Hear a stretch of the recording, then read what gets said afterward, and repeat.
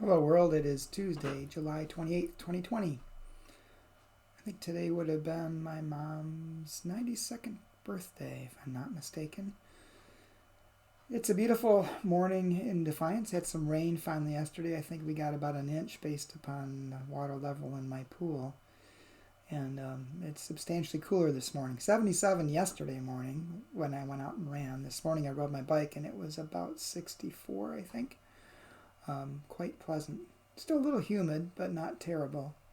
But much better than 77. Little break in the heat for the next couple of days. Still warm, but not quite as hot. Today's devotional is At a Distance, written by Rachel Hackenberg. And Rachel bases her devotion on Exodus chapter 24, verses 1 through 2. New Revised Standard Version. Then God said to Moses, "Come up to the Lord, you and Aaron and Nadab and Abihu, and 70 of the elders of Israel, and worship at a distance.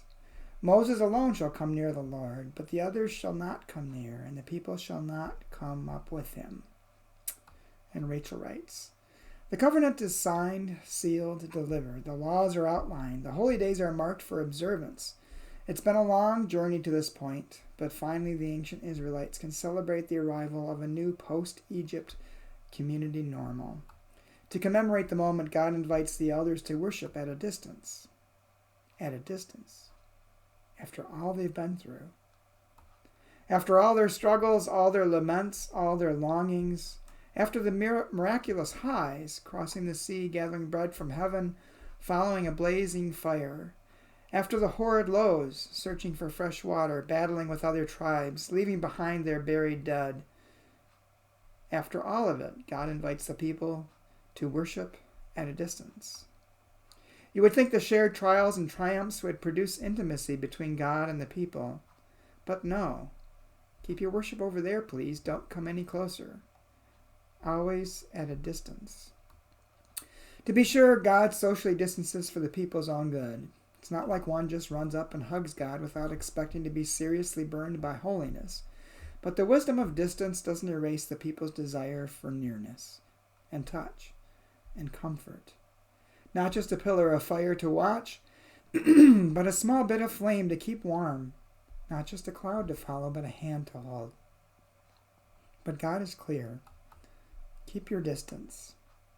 So while Moses gets to go closer to God to receive instructions on a few carpentry projects, sewing arrangements, and liturgical practices, 7 chapters worth of crafting details, the people's longing for God's nearness demonstrates itself in the understandable golden calf fiasco.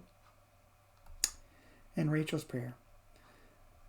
God, I would melt all my jewelry into an idol if I thought it would bridge the distance between us. I would chase clouds forever if I had just had a hand to hold. Don't leave me lonely, despite the distance. Amen. A couple things that go through my mind in reading this devotional, and one is, of course, the distancing that we're experiencing with the pandemic, and the worsening of the cases in Defiance, which is probably heightening the need for that as well. It's hard. I mean, I'm an introvert, closer to the borderline between introvert and extrovert, but primarily an introvert. So I don't mind being alone. I like being alone sometimes, but I still miss people. It's hard. In a meeting I was in the other day, someone said, we can't forget the extroverts, because in times like this, extroverts have a really difficult time, because typically extroverts draw their energy from being around lots of other people. And we just can't do that very safely right now with the pandemic. It also crossed my mind that during difficult times like these, for some people, God can seem distant when you start to get down, when it starts to overwhelm you. And all I can say is probably continue to pray and to try to look for God's presence in people and in situations that come across your path. Sometimes the most unexpected thing may happen. An event will occur, or a phone call will happen, or someone will leave something at your door, or something, and God's presence could be in one of those instances. So continue to look for the good. And if you're struggling, reach out. Because in your act of reaching out to someone else, you might become God's presence for them. Because God is always near us, even though sometimes it feels like God's far away. Hope you have a good day, and I'll talk to you again tomorrow.